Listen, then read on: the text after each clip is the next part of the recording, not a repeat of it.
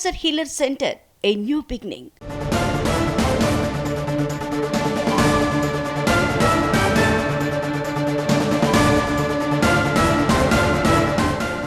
TV9 big impact కు సంబంధించిన breaking news చూస్తున్నాం. బెట్టింగ్ యాప్స్ పై కేసుల దర్యాప్తునకి సిట్ ఏర్పాటు కాబోతోంది. అసెంబ్లీ వేదికగా ప్రకటించారు తెలంగాణ సీఎం రేవంత్ రెడ్డి.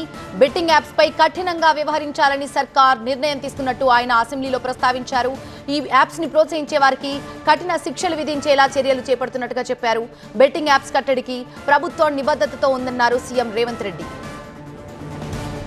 ఈ ఆన్లైన్ బెట్టింగ్ కానీ ఆన్లైన్ ఈ యాప్లు కానీ లేకపోతే ఆన్లైన్ రమ్మీ లాంటి గేములు డిజిటల్లీ ఈ గేమింగ్ ఏదైతే జరుగుతుందో ప్రధానంగా బెట్టింగ్ ఏదైతే జరుగుతుందో దీని పట్ల రాష్ట్ర ప్రభుత్వము అప్రమత్తంగా ఉండాలి, కఠినంగా వ్యవహరించాలని నిర్ణయం తీసుకున్నది అధ్యక్ష.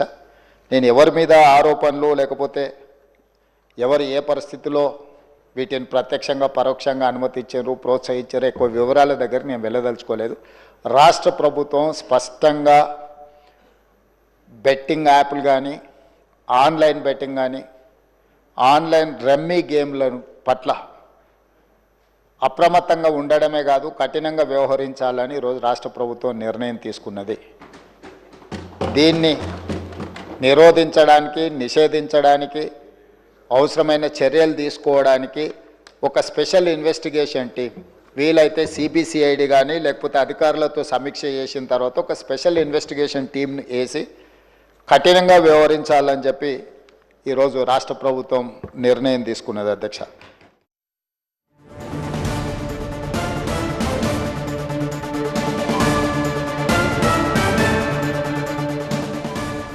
అసెంబ్లీ వేదికగా ఆయన పలు అంశాలపై ప్రస్తావించారు. పార్టీ మారిన వాళ్లను బీఆర్ఎస్ మంత్రులను చేసిందన్నారు. మేము వారికి ఎలాంటి పదవులు ఇవ్వలేదన్న విషయాన్ని కూడా సీఎం రేవంత్ అసెంబ్లీలో ప్రస్తావించారు. అసెంబ్లీలో ఎవరు మారలేదు, మారినట్టు చెప్పడం లేదంటూ కూడా ఆయన చెప్పుకొచ్చారు. దానికి సంబంధించిన బ్రేకింగ్ న్యూస్ చూస్తున్నాం. కానీ ప్రతిరోజు ఉప ఎన్నికలు వస్తాయంటూ మాట్లాడుతున్నారు. ఉప ఎన్నికలు రావు అనే విషయాన్ని ఆయన క్లారిటీ ఇచ్చారు. గతంలో సంప్రదాయాలనే ఇప్పుడు కూడా కంటిన్యూ చేస్తున్నట్టుగా చెప్పారు. మేము గత ప్రభుత్వం అడుగు జాడల్లో నడవట్లేదన్నారు ఆయన.